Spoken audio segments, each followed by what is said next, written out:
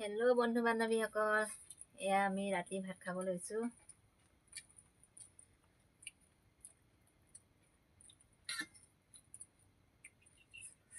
আজি দুইজনে বহি লগতে ভাত খাইছোঁ আৰু ভাবিলোঁ ভিডিঅ' এটা বনাই দিওঁ।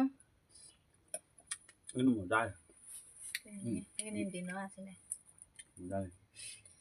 এয়া গাহৰি মাংস চব্জি অকল এখন বনালোঁ আৰু এইফালে দালি আছিলে দিনৰ। এয়া জলকীয়া।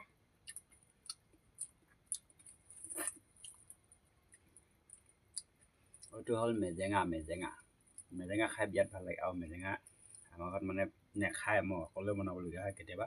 মানুহজনীয়ে খায়, ছোৱালীজনীয়ে নেখায়, তথাপিও বনাইছোঁ আৰু